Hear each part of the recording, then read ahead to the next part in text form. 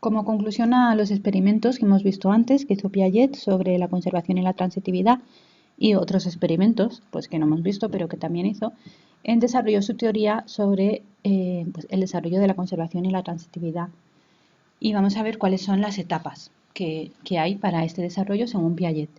Hay una etapa inicial de comparación perceptiva o directa, una etapa intermedia que se llama de comparación directa y una etapa final que se llama de transitividad operativa.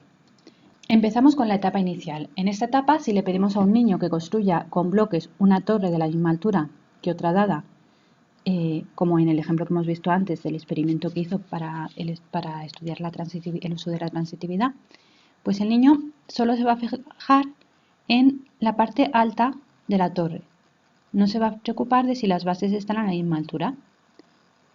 ¿Por qué? Porque es una etapa de comparación perceptiva directa. Entonces, esa comparación perceptiva no la hace del todo bien y la hace fijándose solamente en este caso en la parte alta. No se fija en todos los detalles.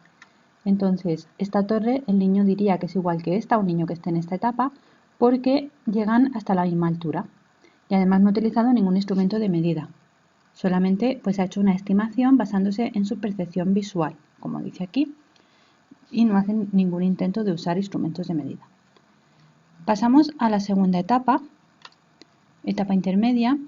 Aquí los niños comparan directamente los objetos acercándolos uno a otro. En la anterior no los acercaban, lo hacían solamente por percepción visual, sin acercarlos. En esta etapa acercan los objetos. Por ejemplo, pues estos dos niños están comparando entre ellos, se pone uno al lado del otro y miran cuál es más alto.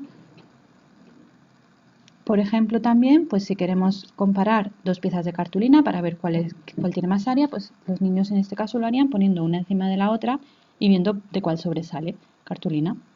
Aquí empiezan a usar instrumentos de medida para comparar objetos, todavía no para medir y además lo hacen de forma incorrecta. Por ejemplo, esta niña pues no está utilizando bien la cinta métrica porque no pone un extremo en los pies y otro extremo en la cabeza, sino que le sobra en este caso por los dos lados. Luego, en la tercera etapa, la etapa final o de transitividad operativa, bueno, vemos que dentro hay varias subetapas, vamos a ir poco a poco.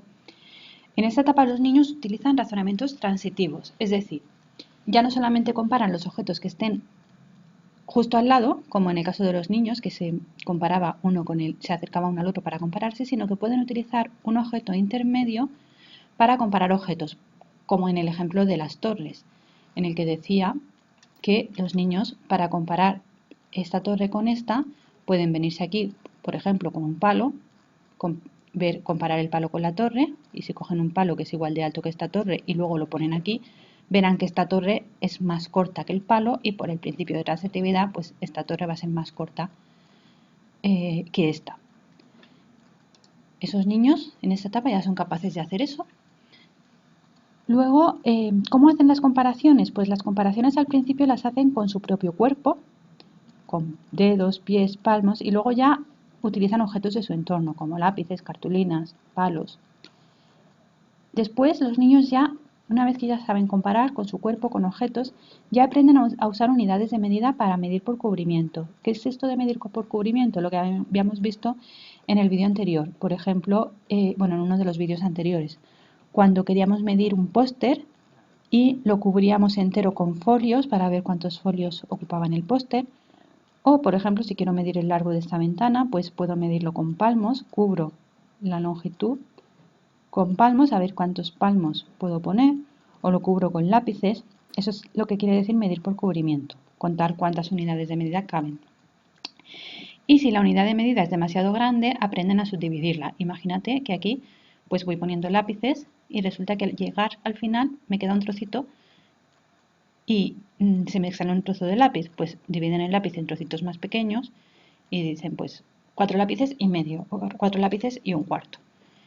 Y luego, por último, en esta etapa esa etapa se completa cuando los niños aprenden a realizar cálculos de medida de magnitudes basándose en las dimensiones lineales. ¿Qué quiere decir esto? Pues antes habíamos dicho que para medir la longitud pues mido directamente de aquí a aquí, pero para medir la superficie había dicho que era mejor empezar por cubrimiento, como aquí como en la subetapa anterior, poniendo folios y cubrimos la ventana con folios y vemos cuántos caben. Pero aquí ya aprenden que si aquí caben 3 folios y aquí caben 2 folios, para saber cuántos caben en total, multiplico 3 por 2. Tengo una dimensión lineal, que es esta longitud, otra dimensión lineal, que es esta longitud, y la superficie la calculo por el producto. O, por ejemplo, cuando tengo que medir un volumen, lo mismo. El volumen se puede medir como ancho por alto por largo. Es en esta última etapa cuando los niños aprenden a hacer estas cosas. En las etapas anteriores lo hacen por cubrimiento o rellenando el recipiente del que queremos, bueno, poniendo un volumen igual al del objeto al que le quiero calcular el volumen y contando. Y aquí ya aprenden a hacerlo multiplicando.